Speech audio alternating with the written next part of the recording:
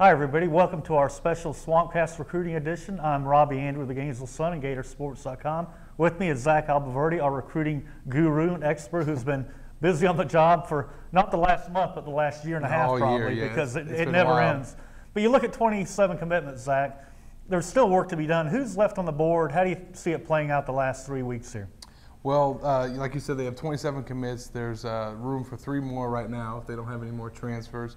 And I think Florida's going to focus on defensive line. I think they want another defensive end. They want another defensive tackle. And, maybe a cornerback, another running back, somebody that they can add late, if they're able to get somebody. Anybody besides maybe a defensive end is a luxury at this point. Yeah. I mean, they got 27 commits. They have a full class. They filled basically every need. So those are the areas where I think that they're going to try and hone in on. Elijah Daniels, the guy that I think a defensive end is the one that they really want, is probably favoring Florida more than any of the other targets at that position. And his stock is really rising. I mean, he went to a 5-star guy on Scout or one of the two. 247, they gave him a 5-star. He did great at Under Armour Week. And then defensive tackle, they had Jaron Reed visit over the weekend. I think Florida's in great position to get him after talking to him. He doesn't seem like he's too committed to Ole Miss. He still has some other visits left, to Ole Miss and Kentucky, and also this coming weekend he will take a trip to North Carolina, where he was once committed to, actually. And if you're a JC guy, you want to make your trips and have fun and get treated royally, which he will be. So we'll see how that one. But Zach, who do you think falls next for Florida? They're probably going to sign 30, wouldn't you think? Yeah, I would think so. I mean, I really think that if they do pick up anybody else, it maybe would be James Clark, the receiver. He might commit before signing day. He's supposed to visit Florida on the 25th of January.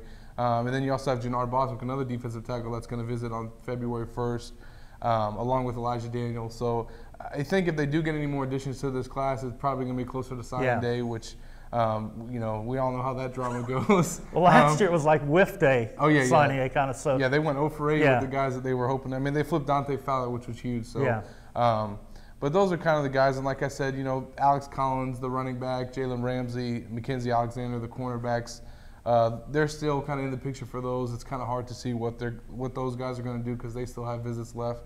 And Florida doesn't seem like they're in as good a position with them as they are those other guys I mentioned. Zach, Will and his staff have done a great job. They work really hard. Could you talk about his ability to get guys to flip to Florida? I mean, he has done an amazing job. He does not quit. No. He's relentless. If a recruit says, go ahead and keep recruiting me, even though I'm committed, he'll turn them, and he's done that. And could you talk about the guys that have flipped big time here the last week for Florida? Yeah, well, I mean, everyone, kind of remembers the Fowler flip from Florida State. But, which was huge. Yeah, he did. But, he also got Willie Bailey that year. And then this year, I mean, gosh, you can name him a bunch. I mean, Alex Anzalone, the last early enrollee that came in.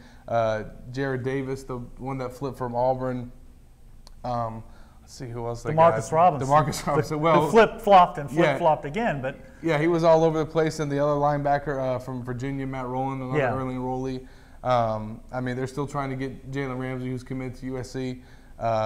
Muschamp has just done a great job. He doesn't quit. And I think he maybe likes the kids that are committed. Maybe they don't have as much pressure on them. It's kind of schools lay off once they make their decision, whereas Muschamp, he doesn't. He doesn't. He stays after them and might make his job a little bit easier to recruit them. He's a guy who seems to love recruiting. I mean, he gets into it. He does it year-round.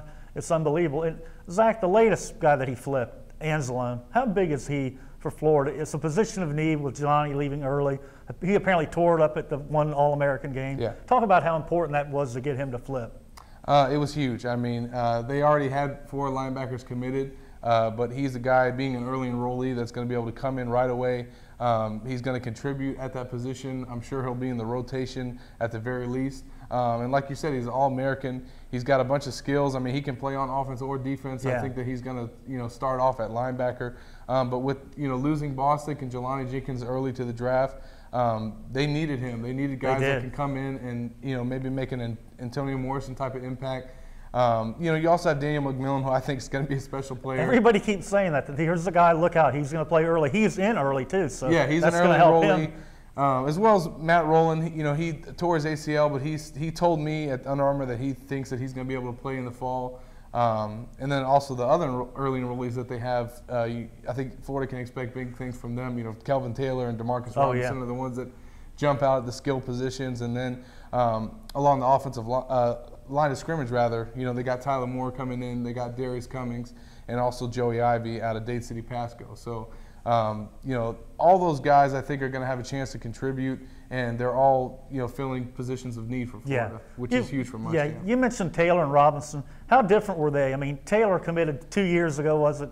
He never wavered, really. But was Florida all the way. He was recruiting for Florida. And then you've got Robinson, who flip-flopped back and forth. How big was Robinson, getting him in position of need in here in the spring, and Taylor, too, because, you know, you're losing Gillislee. The tailback job is wide open. Just how important it is for those two to be here now. Well, I think Robinson is you know, Taylor is kind of the most exciting recruit, I think, for fans because, you know, he's the all-time leading rusher in the state of Florida. Yeah. You know, he's Fred Taylor's son, 5-star player on ESPN. But, you know, you got to think DeMarcus Robinson is the one that's really going to be able to make that immediate impact. Florida doesn't have a receiver like him with that skill set on the roster. 6'2", 200 pounds. He runs a fast 40. He's a playmaker. I mean, he just has some qualities that you don't see out of Florida's receivers as we saw this last year. Yeah, he's a big, fast guy. He's good in the air. I mean, you watch tape of him. He makes the catch. When there's a 50-50 ball, he usually gets it. Oh, yeah, he does. You need a guy that can make plays, and that's what they need in this class. And he was great at the Army practices. He admitted that he hadn't practiced much since coming there, and he you know, started on that first day and looked like he didn't miss a beat. I mean, I watched some of the you know, practices where he went up against the top cornerbacks in the country, and, you know, hardly anybody could cover him. And then you have Kelvin Taylor. I mean, like you said, committed to Florida early. Guy that never wavered, as you can imagine, because of his ties to UF. But he's a special back. I mean, he has so many qualities that you look for in a running back. You know, the vision, you know, the cutback, all the things that he does. He doesn't have top-end speed like his dad did. But I think because he's an early enrollee, because Florida lost Mike Gillislee, and Muschamp wants to have a stable of backs. Well, yeah, in this league, you've got to have you got to have more than 2 or 3. He's definitely going to definitely going to get his touches this year. It's going to be fun to watch him in the spring game to see how he looks, having gone through, you know, off-season conditioning with Jeff Dillman. But he's a special guy. You got to think that he's got a great chance to play. Mac Brown is behind Matt Jones and hasn't really done much. So if Kelvin is as good as, you know, he's made out to be, you got to think that he's going to be fighting for that backup role. Yeah, and the thing with him, Zach, is that he's going to get the ball in his hands in the spring. You know, with Robinson, you don't know because it's a passing game, but he's going to get his carries. And I know we aren't going to see practice, but it'll be fun to watch him in the spring game and see what he can do. Yeah, and both of those guys, if Florida's offense is going to be better next year, those are two players that they're really going to count on to get that production going. And Zach, one more thing. You talk about the flipping. Muschamp doesn't give up. Is there anybody that he is in jeopardy of losing here over the last 3 weeks he has to worry about flipping to somebody else that you know of? Well, you never know with Caleb Brantley. Oh, yeah, he's been going back and forth. He seems like he's pretty solid now, but his recruitment won't be over till signing day. The only guy that was really looking at other schools and possibly taking a visit was Antonio Riles. I actually talked to him last night, and he told me that he didn't visit Michigan State as he had planned on January 11th. He doesn't think he's going to reschedule the visit, and to be honest, he said he doesn't really care because he said I'm committed to Florida. That's not going to change. I just wanted to see something different. James Hearns, his trip to Ohio State was canceled because they got some big linebacker commitments during the All-Star games. So I think Florida's fine right now. I mean, the only way that they won't have somebody make it in is if they don't qualify. Yeah. But it looks like everybody else is pretty solid with the Gators. Yeah, well, it'll be an interesting 3 weeks, and we're going to be here to help cover it for you. This is our first of several Swampcast recruiting editions, so we'll get back to you next week for another one. I'm Robbie Andrew, and this is Zach Albaverdi saying we'll talk to you next week.